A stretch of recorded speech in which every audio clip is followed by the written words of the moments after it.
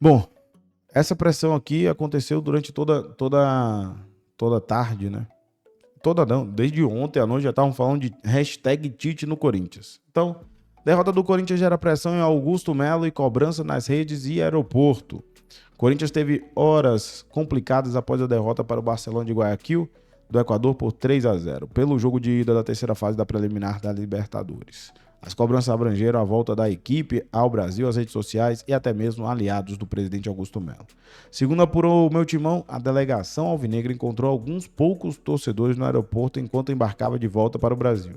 Indignados, cobraram os jogadores do Corinthians e a comissão técnica de Ramon Dias. Em paralelo, conselheiros e sócios apoiadores de Augusto Melo cornetaram o trabalho da comissão técnica argentina. Até onde a reportagem apurou, ainda sem exigir a demissão de Ramon, mas com a pressão por resultados aumentando. Nas redes sociais, torcedores comuns criticaram bastante Ramon Dias e o elenco como um todo. No âmbito das organizadas, Fábio Câmara, mais conhecido como Fantasma, vice-presidente da Gaviões, principal uniformizada do Corinthians, publicou um texto indicando que a paciência está chegando ao fim.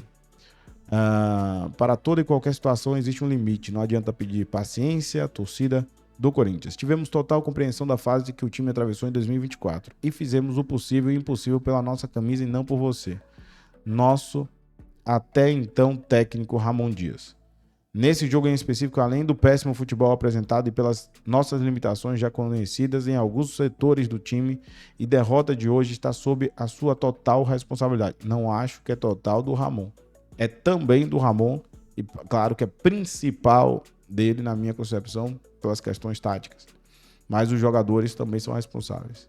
Em 25, não há paciência, não há explicação, a não ser o resultado dentro de campo. Postou o Fantasma, lembrando da fala do Ramon Dias, que é muito importante essa situação. O Ramon Dias, digamos assim, estabeleceu ali uma fala, na minha concepção, extremamente infeliz ao extremo. E aí, essa é natural a repercussão sobre essa questão da fala, né? Então vamos seguir. A pressão sobre o Augusto Melo chama atenção até mesmo pelo fato do presidente estar em meio a um processo de impeachment. Olha como é que são as coisas. É isso que eu fico falando. Cara, as pessoas ficam mexendo em situações políticas em um momento que estamos falando de futebol. Ontem a mesma coisa. Após ter o pedido admitido, o mandatário aguarda uma nova data para a votação de instituição e trabalha para acolher apoiadores e ficar no carro. Ramon Dias, por sua vez, vinha tendo prestígio com a diretoria até então, principalmente pela volta por cima do Corinthians na reta final de 24. O treinador tem contrato com o clube até 25. Em meio às cobranças, Ramon Dias e o restante do elenco entram em um momento decisivo do primeiro semestre. Na Neoquímica Arena, o Timão enfrenta o Santos neste domingo, buscando voltar à final da Paulista, algo que não ocorre desde 2020, quando perdeu a decisão nos pênaltis para o Palmeiras. Depois, na próxima quarta-feira, dia 12, a equipe alvinegra recebe em sua casa o Barcelona, buscando reverter o revés da ida na fase de grupos. E aí tivemos, entre essas situações, o Marco Belo. Acho que foi o Marco Belo que tratou sobre isso, que ele falou sobre o momento do Ramon Dias, né? Então, deixa eu trazer aqui o Marco Belo para tratar sobre esse tema. Bom, ele fala o seguinte, sobre o Ramon Dias. Neste momento, o treinador continua no cargo, por óbvio, né? Porque a gente tem o jogo do domingo, que eu acho que é o jogo importante do Corinthians, né? Embora muito criticado internamente no Corinthians, natural, quem gosta de futebol tem que criticar, o jogo de domingo contra o Santos será fundamental para a continuidade do trabalho. Em caso de eliminação no Paulista, a chance é muito grande de uma troca de comando, apesar do presidente, neste momento, ser contra. Perguntei a uma pessoa do clube sobre a possibilidade de Tite, é uma chance. Aquela questão. O Tite já está sendo nomeado há algum tempo, né? Para que seja...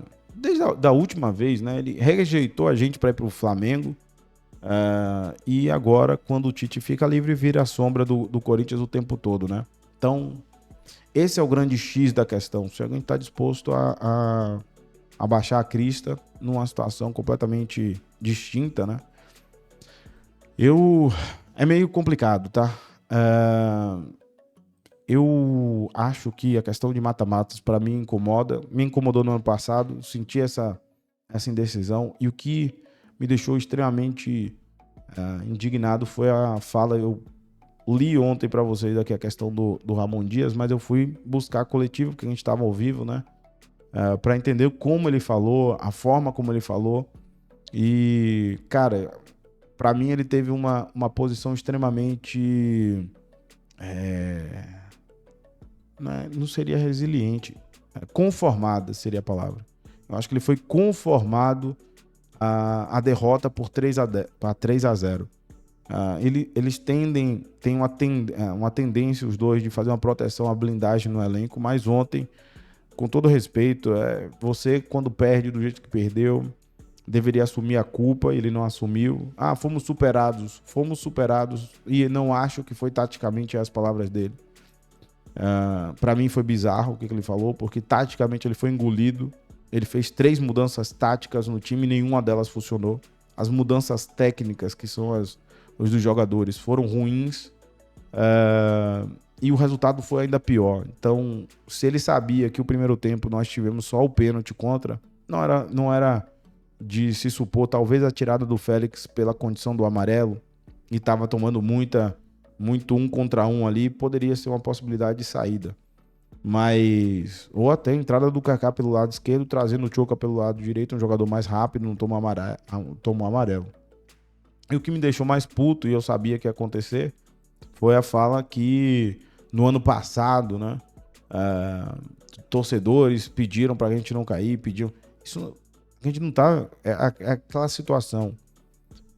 As pessoas colocam algumas situações de passado como suficientes para a manutenção das suas posições. Por isso eu falo do André Ramalho. André Ramalho é um jogador que em 2024 foi muito importante, mas esse ano não é importante. Ele é banco do Corinthians, 5ª opção na minha opinião.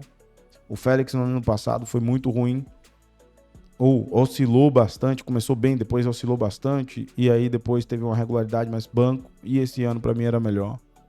Tivemos a chegada do Tchoka, o Gustavo continua numa regularidade muito boa. Então você tem que ter a meritocracia dos jogadores que estão em campo. Você sabe que o Hugo não é o jogador que tem que ficar no seu campo.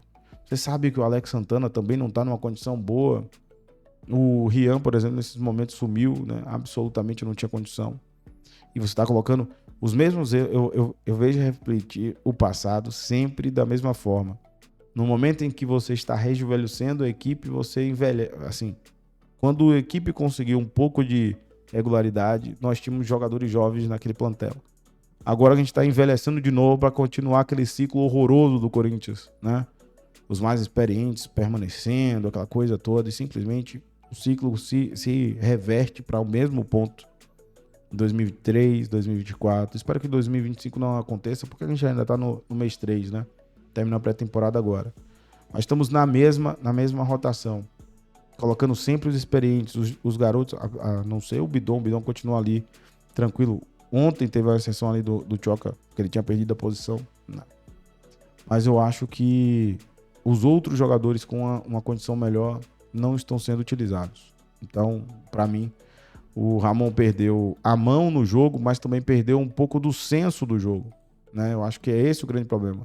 Se eles tivessem essa condição de ver o senso do jogo, ele teria uma interpretação diferente. Eu acho que ele não... O treinador que mais se expressa de forma correta é o Emiliano. O Ramon não tem boas expressões durante os jogos. Então, vamos ver o que vai acontecer, né?